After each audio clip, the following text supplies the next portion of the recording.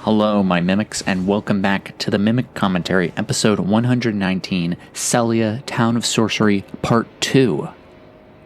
Last time we left off, we did a lot of theorizing about who the Sellians might be, what their goals are, their ties to fate, and whatnot, and today we are going to have this all tied together. This is going to be, I think, one of those episodes where a lot of the threads that we have been pulling on since very early in the series are going to come together at one point. Before we do that, though, we have to look at our surroundings. The Titan coming out of the ground here with the roots coming around his face, coming out into the city, or coming out into the town. It makes me think of the Erd Tree Burial. It makes me think about the artificiality of the lands between. It makes me think of some of our, microcosmic storytelling where some have theorized before that maybe the whole of the lands between is just one singular tree with all these little people coming on it. We're one of these little tiny people.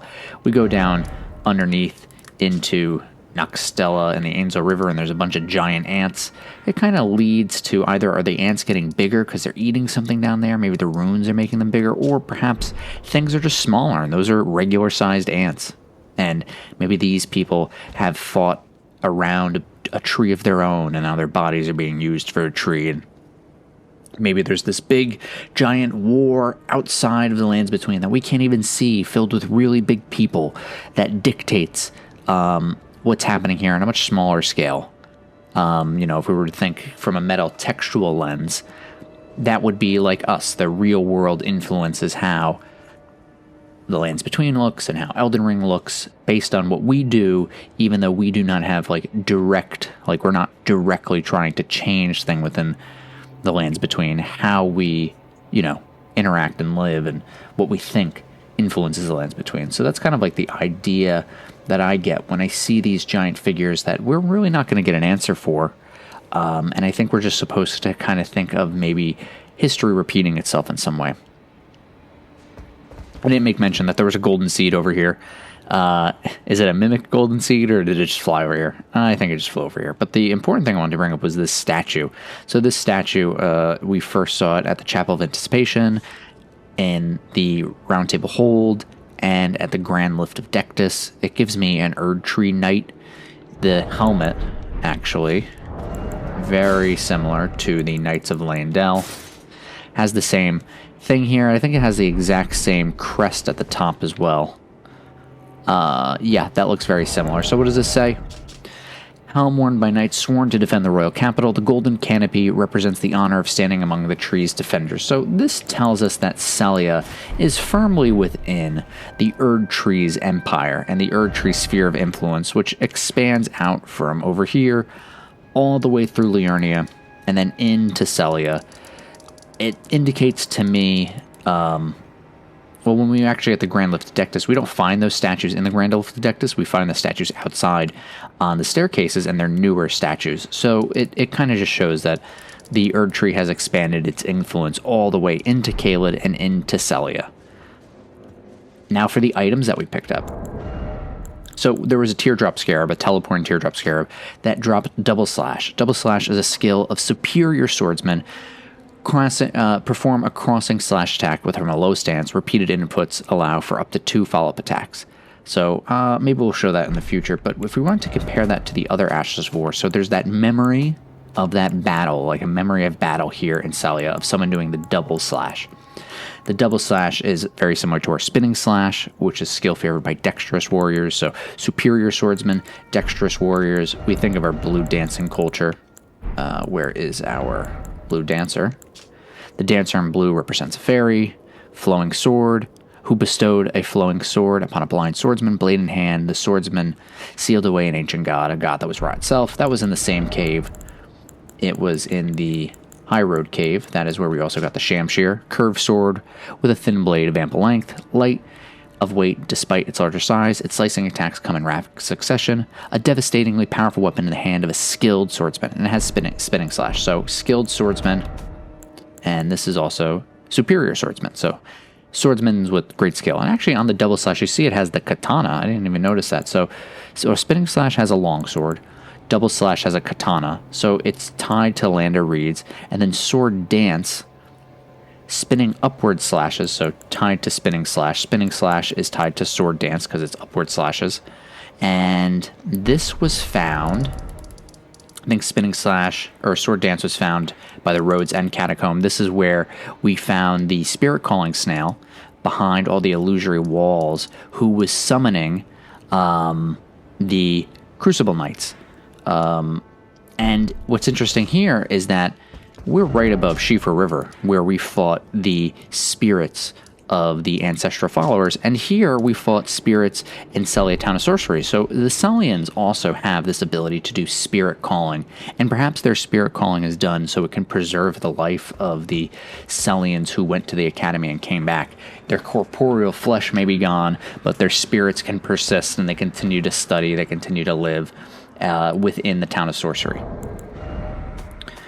This double slash showing the katana should tell us that, you know, we know about the Land of Reeds, which is outside of the Lands Between, and we could have chose a Reedlander as one of our characters.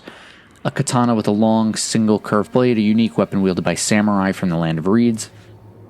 Skilled swordsmen of the Land of Reeds, they sheath their blades on their hips. They put it in their sheath before they attack, kind of like the Moonveil.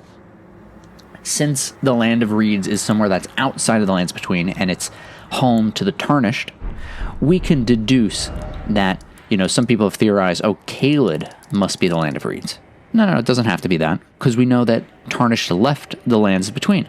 So Tarnished from Caelid could have left the Lands Between, and then their culture developed into the Land of Reeds. So the Land of Reeds, which seems to be a place that really interested in blood, based on all the characters that we found and the how these do blood, how they all do blood loss. They could have came from Sellia, they could have came from Caelid, they could have came from this region, and then after the Tarnished were expelled from the Lands Between, then those people who have their descendancy from this region, their culture develops into the Land of Reeds. And then when they return, perhaps they come to this place. They come to kind of like part of their ancestral home. Then we also picked up 3 different items. I don't remember which doors they were in, but after opening the braziers, we got the Imbued Stone Sword Key, Spelldrake Talisman 1, and Night Comet. So the Imbued Sword Key, this is for using the Sending Gate. Think well before using it. It's imbued with a rich blue magic. Oh, hey, I didn't even know you were there. Scared me. That rich blue is very tied, as closely tied to Carian blue, the Lazuli Conspectus, which uses Lazuli as a very rich blue, like this guy.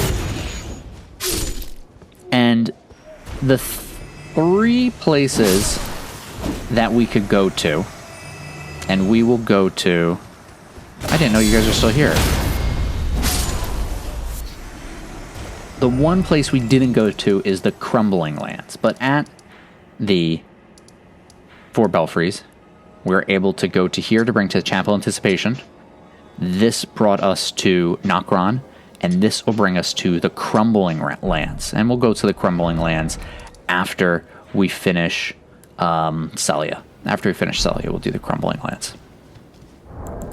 So what does this tell us? Well, we know that the Carians have their relationship to the Chapel of Anticipation, which is the prophecy of the prophesized Tarnished, then to Nokron. Nokron is below Sellia, and we have a well. There's a well that can bring us to Shifra that the Sellians would have access to. And so we're getting that the Sellians are also tied to Nokron, which makes sense. The city is like almost right above it. Then we have the Chapel of Anticipation. So are the Sellians tied to prophecy? Well, now it looks like their Sellians are tied to prophecy too. They have a key. They must be interested in the prophecy of the Tarnished. And how does that come to the prophecy of maybe the night plot, the Nox plot? And lastly, the Crumbling Lands. How do the Sellians have a tie to the Crumbling Lands? Well, we'll have to, when we get to the Crumbling Lands and we look at that region, then we could start thinking about that. Next, we have the Spelldrake Talisman +1, about the ancient dragons who ruled in prehistoric era before the Erdtree, who would protect their lord as a wall of living rock. And so it is the shape that the shape of a dragon has become symbolic of all manners of protections. This talisman depicting a duo of blue ancient dragons to boost damage negation. So, just for the effect of it, why would they have this? They're hunting sorcerers, they're hunting their fellow sorcerers, they would need protection against magic. But the two dragons, the twin dragons, that's interesting, thinking of twins, thinking of mimicry, thinking of the eternal city of Noxtella, the eternal city Nokron. But where did we find the original talisman? The original Spelldrake talisman. Well, we found that one, the blue one, was our reward for finishing Earthbore Cave. And this is one of our Candletree caves that had the pickled turtleneck meat in the cushioned chest. And we tied the pickled turtleneck meat to Muriel at the Church of Vows. And then after we defeated the bear, the rune bear in Earthbore Cave, and if we think a little prophetically, who does the rune bear represent? Represents Godfrey. In there, we had two crafting items. We got a smoldering butterfly related to fire, and then we got the nascent butterfly, which is just emerged from its cocoon for its entire life. Now, do we have anything that I can craft with the nascent butterfly to talk about its relationship to sleep? This is boost robustness and focus, so you need a nascent butterfly to boost focus. Okay, what else? This is boost focus again, nascent butterfly. Just want to double check. So we're not using too much prophetic power.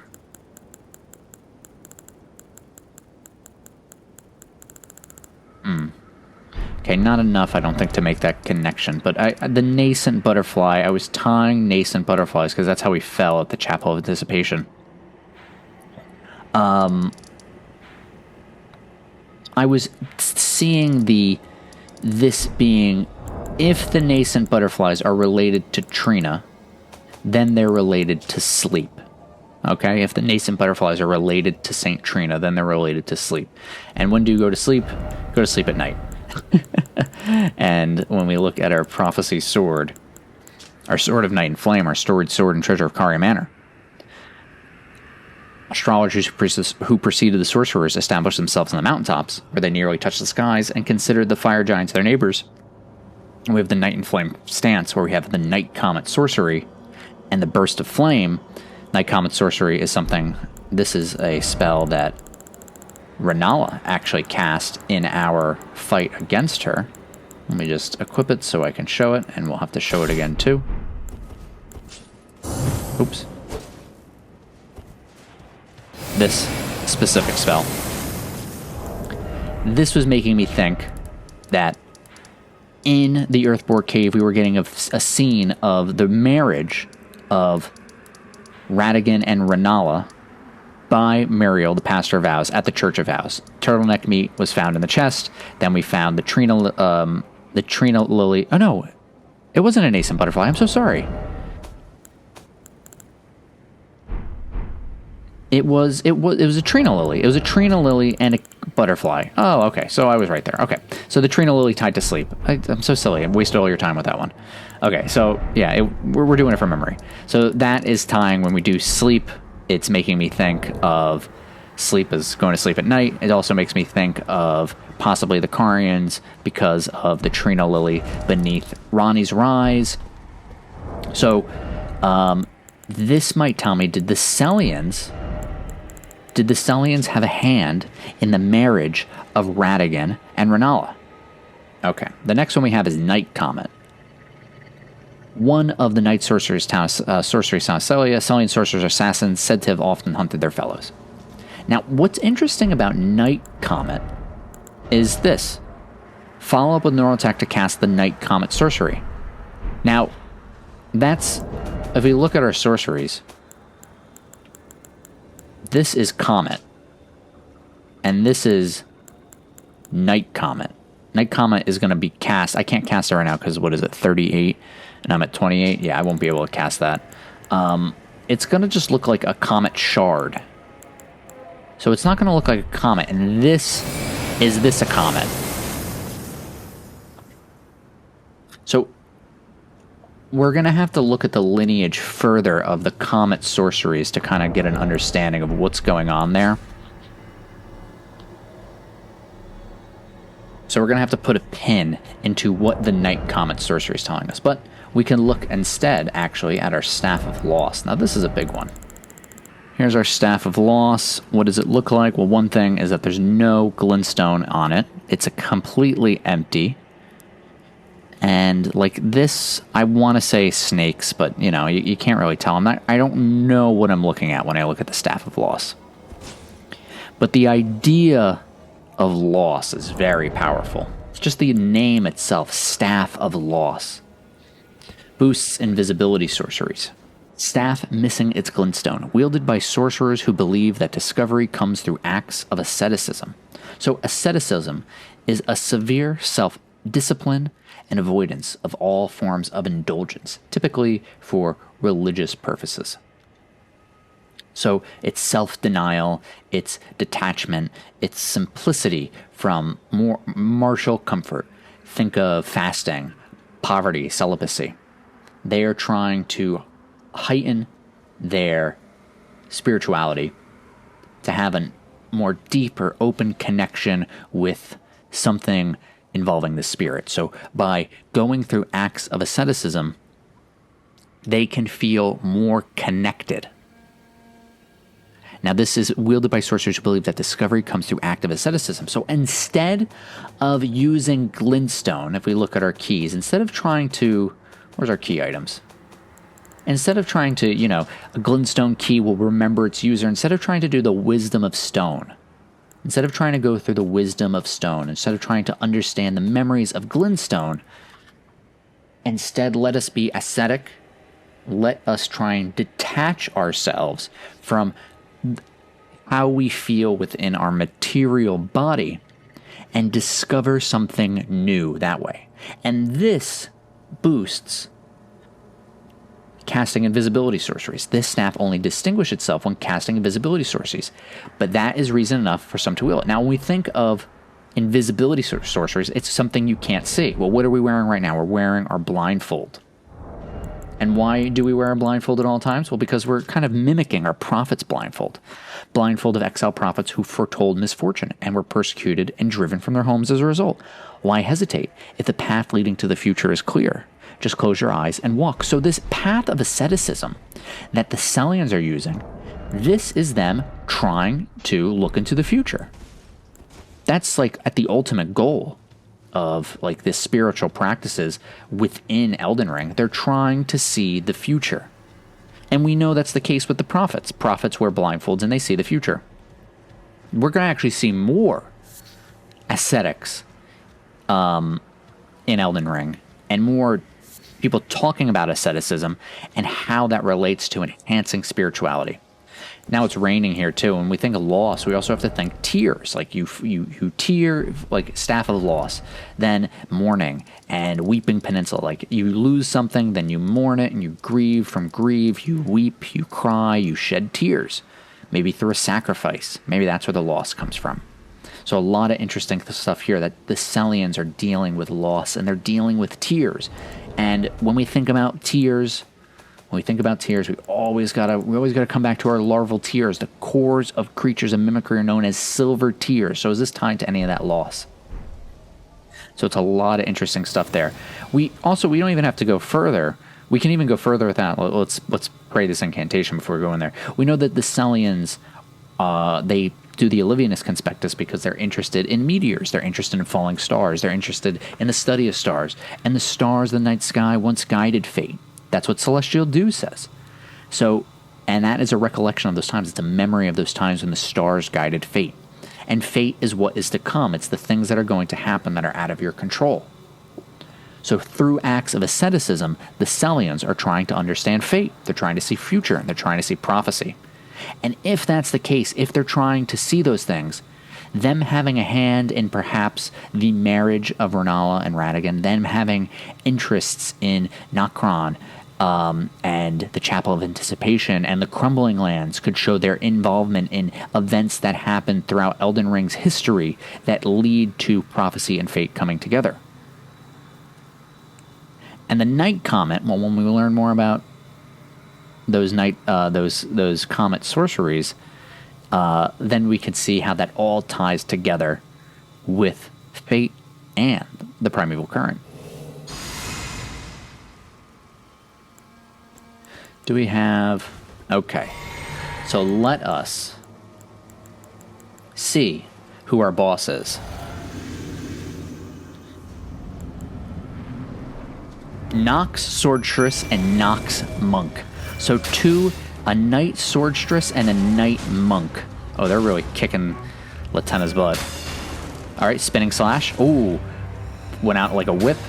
This is the same armor, or the same look as the woman, or the statues of the people below Nokron, and this is the statue at the Chapel of the Church of Vows. This is the person that we go to absolution to, the statue of this person.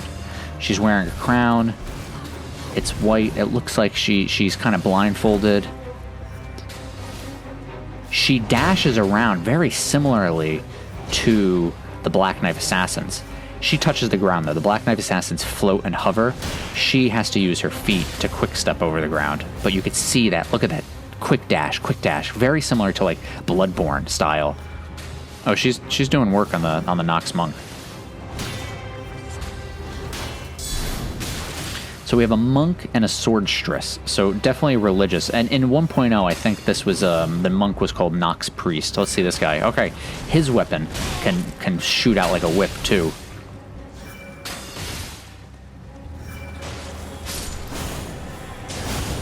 Hey, you take a lot of holy damage. All right, you have any other special moves? Yeah, her sickle, her scythe. Wow, she's really aggressive. Oh, the scythe, too. Very similar to our weapons. She bleeds red blood. What about you? Anything else that's cool? This guy, actually, his weapon can transform. I want him to transform his weapon. Let's see if he does it. So this is a man. We can hear in his voice. And differently, he actually, his headband reminds me of the perfumer, kind of, a little bit. He's covering his mouth, kind of like a bandit. But he's not covering his eyes. So perhaps the men are not supposed to speak, and the women are not supposed to see. Maybe that's part of this religion. But it definitely gives us, we are connecting the Sellians and the Carians by a similar religious structure, and these are the top of that hierarchy. Anything else about their armor? White and black.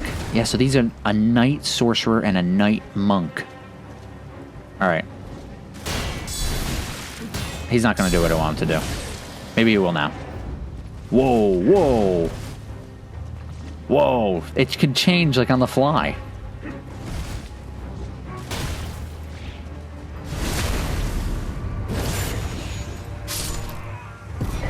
Nox Flowing Sword. And look what we have here. A throne. Just like the one in Noxtella, and perhaps like the one down in Nokron. Chair Crypt of Sellia. But there's no giant sitting here. First, let's look at our reward. And actually, we have to... We're going to equip the Nox Flowing Sword, and we are going to equip the Urumi.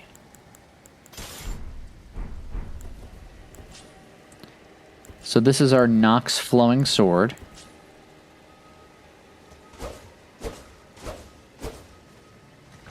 Oh, I didn't mean to do that. So it's like your typical sickle. It can get around shields. Similar to the Knight Sorceries, they can't be blocked. Anything interesting with the heavy attacks? Any spinning slash moves? No. What about backstep?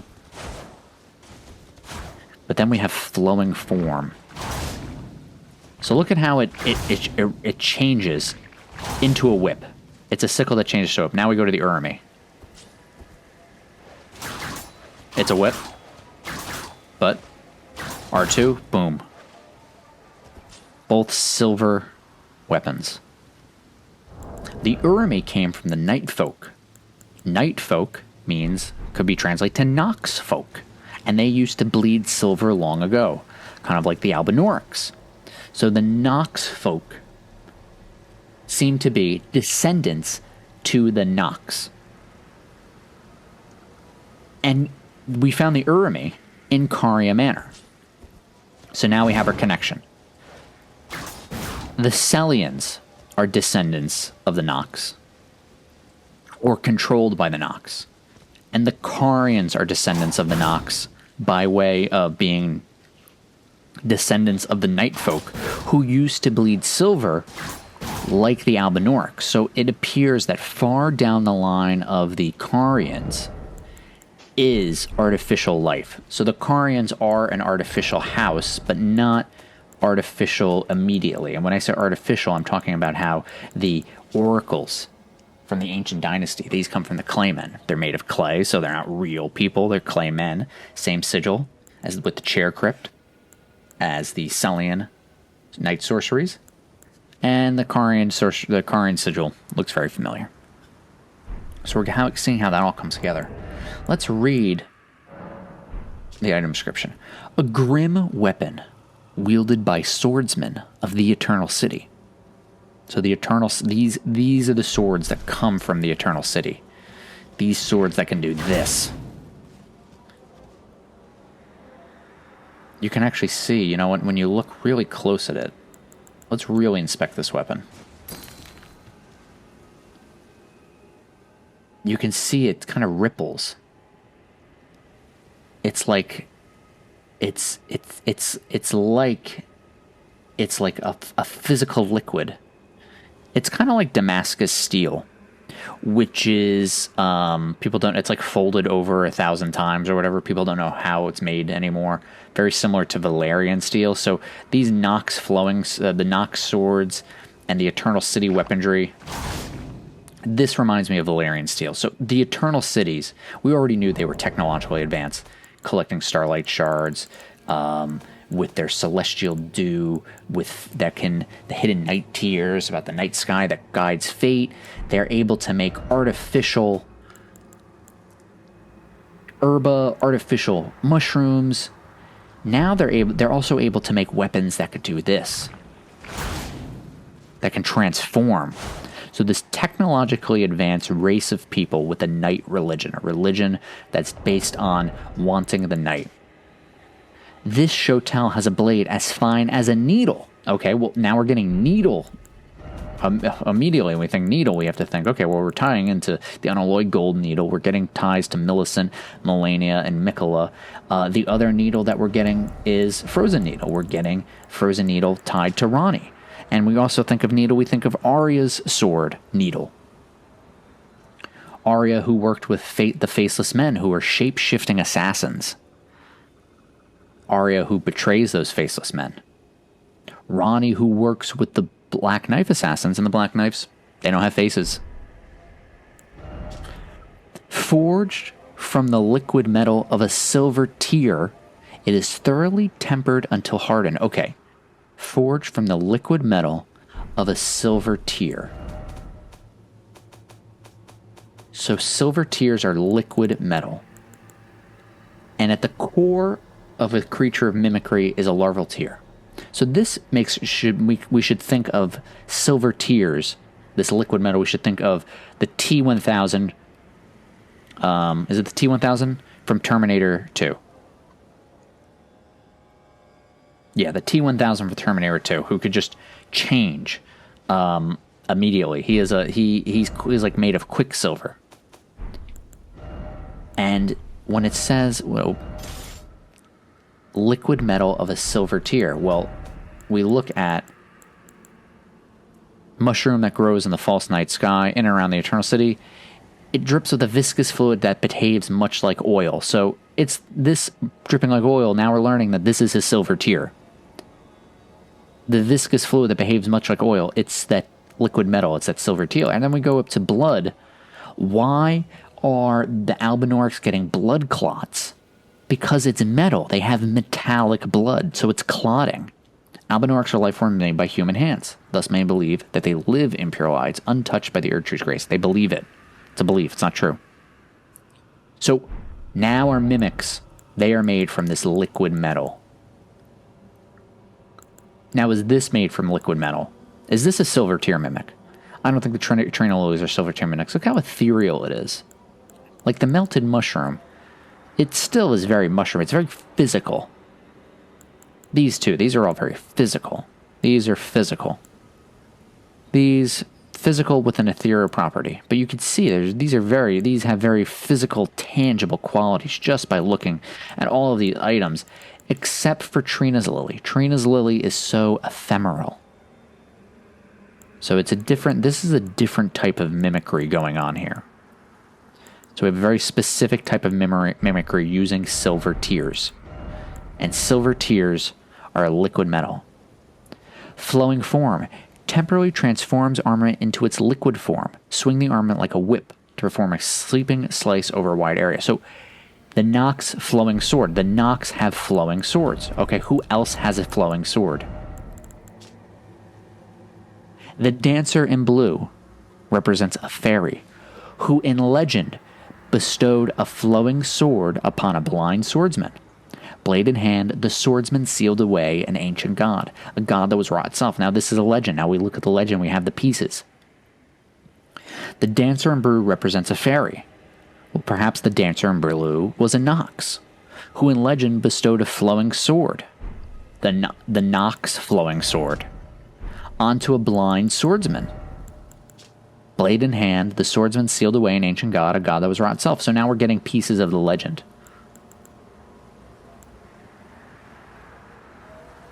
We're getting pieces of the legend. So a Nox bestowed their sword onto the blind swordsman, and their sword came from the Eternal City. Of the Eternal City, but we already have 2 Eternal Cities, so we don't know which Eternal City. So it looks like the Nox of the Eternal City. So the Eternal City of Night is what they're really interested in. They have been pulling a lot of strings. Now, does that make the Eternal plot and the Nox plot the same thing? The plot for Night and the Eternal plot. Is Marika tied? Marika's the Eternal. Does she have close relationships with the Nox?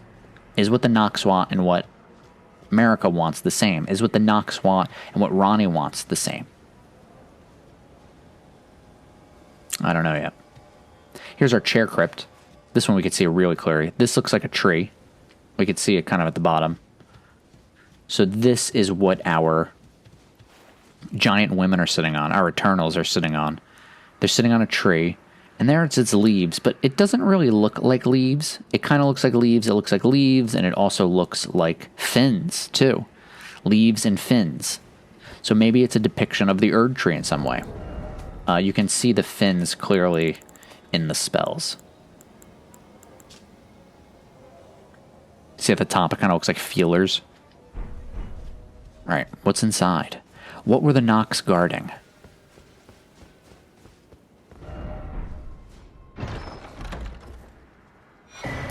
Lusat's glintstone staff. Okay.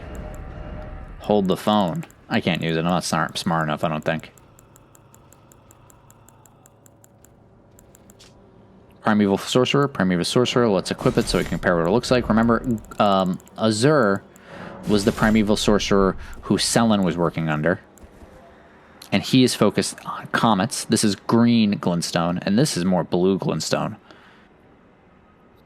Fully crystallized. This one's crazy. This reminds me of a moon. So this one just looks like a staff to me. Like, this is just like a glintstone staff.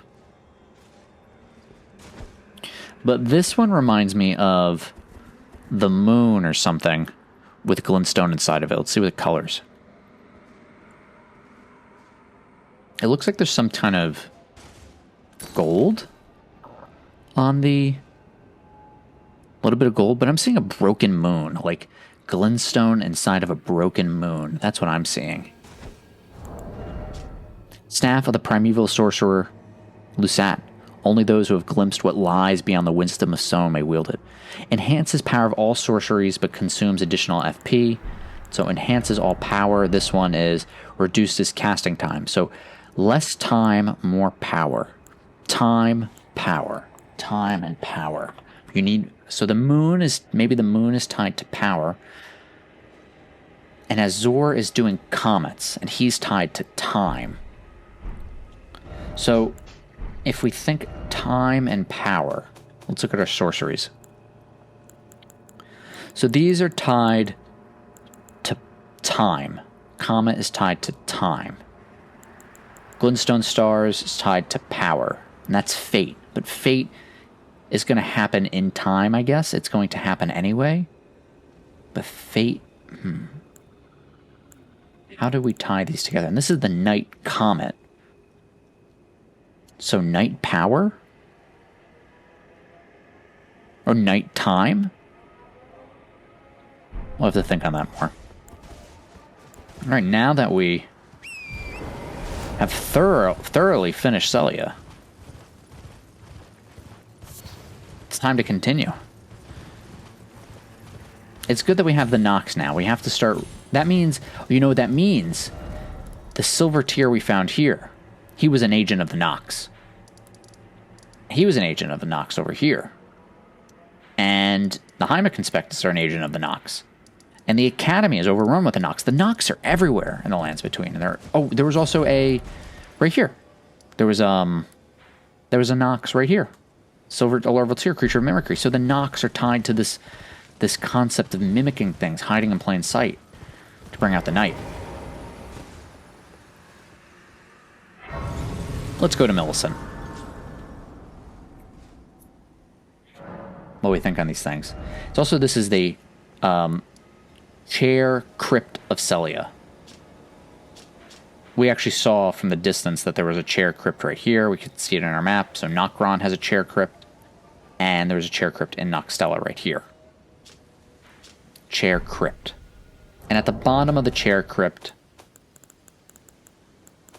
At the bottom of the Chair Crypt in Noxtella was a great ghost glovewort. Since times of old, large gloveworts were used to comfort heroic spirits, given in tribute to those who died the most glorious of deaths in hopes that their stories would become legends.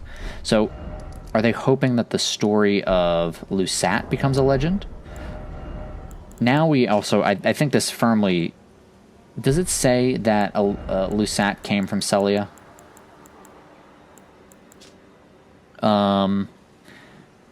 No, it doesn't. But now I think we have confirmation that Lusat is a Sellian. So within the Academy, not only is it the Carians who control the Academy, and the Carians are looks like a descendants of a artificial life form family of night folk, Nox folk, way down their lineage, way down their line, most likely. But also the Sellians had some of their own as a primeval sorcerer who what do they say? Do they call him, primeval sorcerer who glimpsed beyond the wisdom of stone. And this is...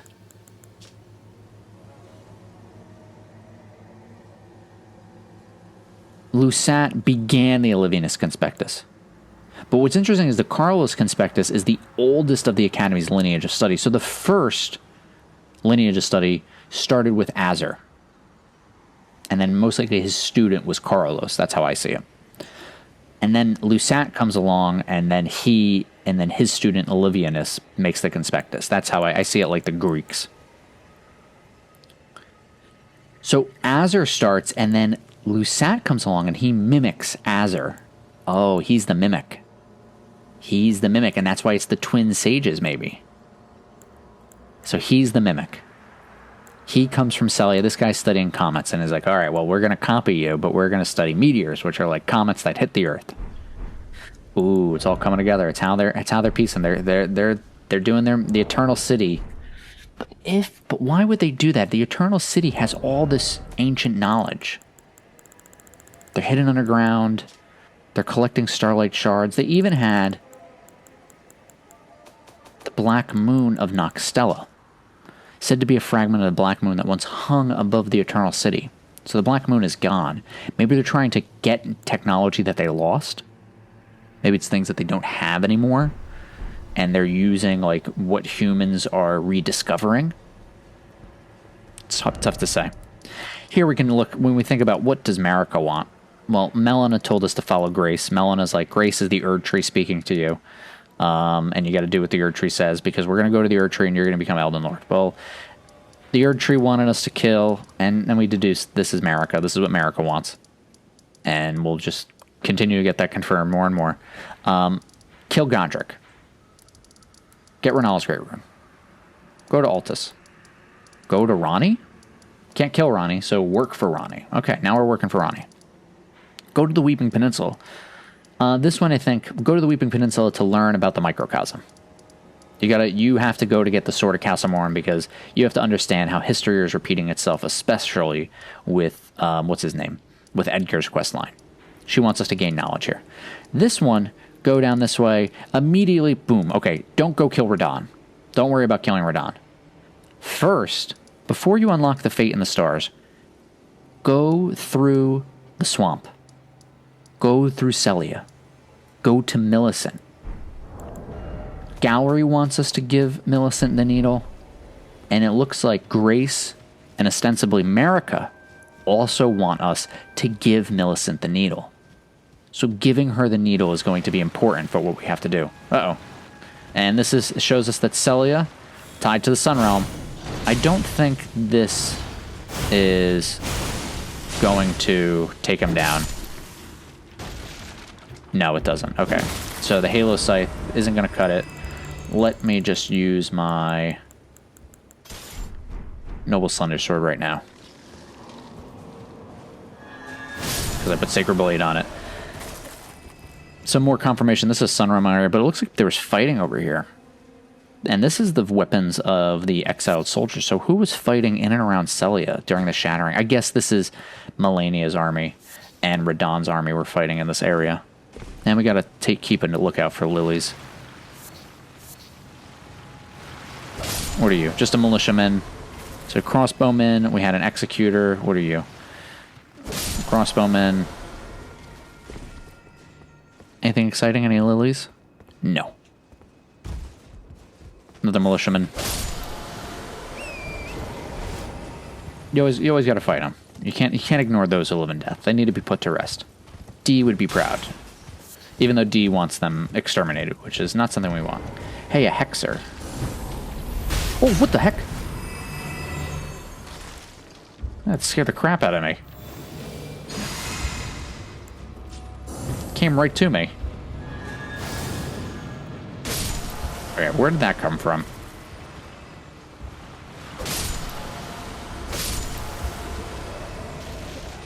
Is it gonna spawn again, or just the one time?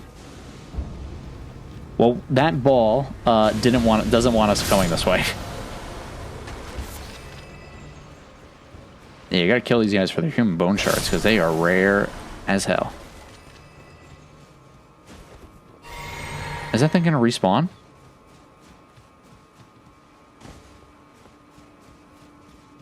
What does it say? Be wary of surprise attack. There it is. Okay. That looks like the Sellian sigil. Oh, he's like aiming at me. Okay, so the Sellians don't want us up here? The Sellians are guarding the path to Millicent. Let's spawn again. I want to see what sigil that was. You know, we saw in the Academy they were trying to do a similar thing with summoning those balls down the staircase, but those ones were just bouncing all around. They didn't have control over it. That one felt a little sentient, like it knew what it was doing. It knew what was happening there. We're just checking around. I'm looking for lilies. Interesting, these are roots coming out of the ground and not trees. That is something we're going to see in the future, where things that look like trees are actually roots.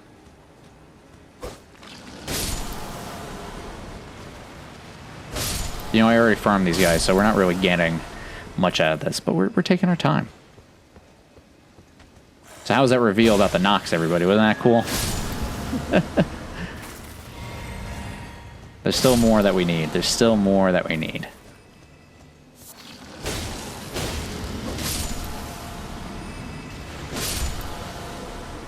Look at all these guys. You guys never get any love. So important to the lore and story, but barely like enemies in the game. There probably should have been like some real skeletal monsters.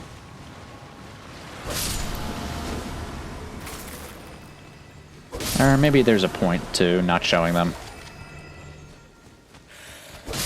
You have to like go out of your way to really engage with the gameplay to learn something about them. That's going to be our path down that-a-way, Piscataway. Let's go up to that graveyard.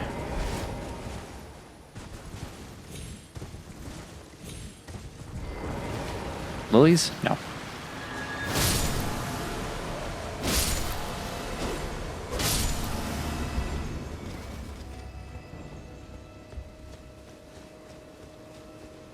I think that's all of them. Let's put our scythe back on.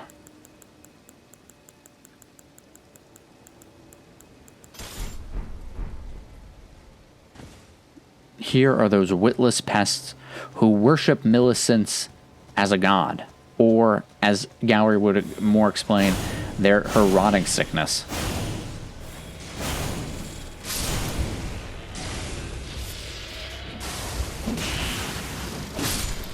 Alright, get reborn from that one, buddy. Ooh, what a gross sound. And... alright, yeah, okay. Here we are. Church of the Plague.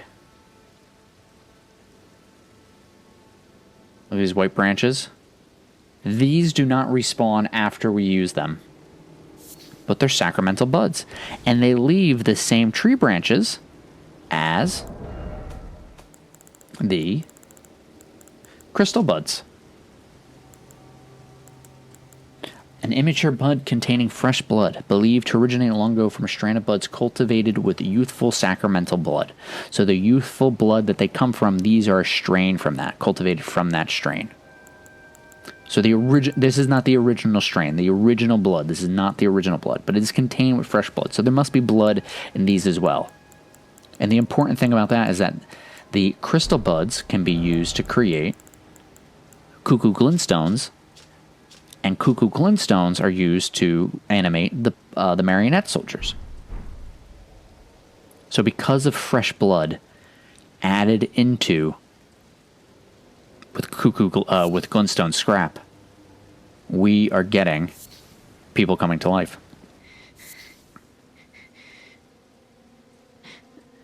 And there she is.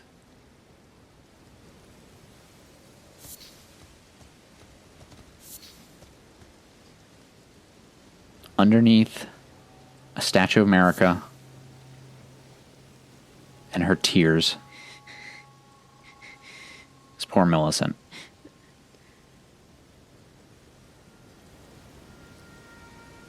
To our east, we have an astroglobe for a starlight shard.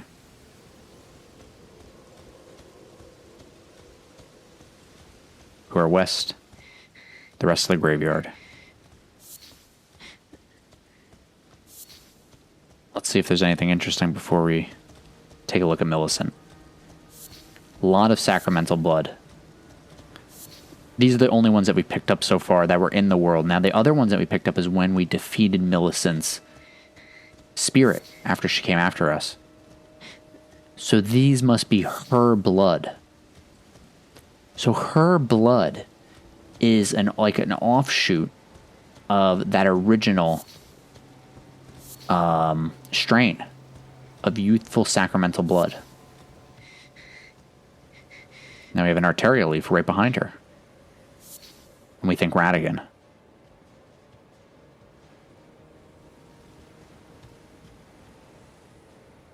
Who cries the same tears as Marika? I thought you got a backstab on him. So it's good that, I guess instead of a Mikola's Lily, it's better that we got the hidden arterial leaf. Anything else? I think we can solve her painting. Behold, stars. We don't solve her painting over here. Where do we solve her painting? I think we solve her painting that way.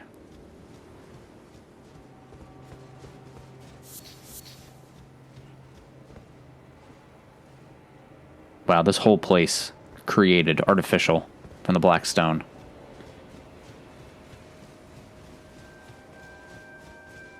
Well, speaking of the Arteria leaves,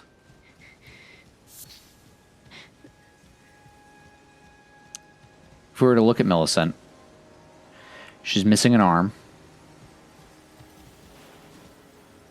When the Millicent that we fought had her arm, so her spirit has her arm. She's bloodied. You could see that there's blood all over her, indicating that, in fact, that those sacramental buds were coming from her. And she has very, very red hair. Probably just like the red-haired Radigan, and like Melania. Does she have eyes? Can we see if she has eyes? Her eyes are open, incredibly full of grace. So much grace. It was actually, when we fought her, we got, I think, Golden Rune 10 from her. So she has that vivid coloration of gold.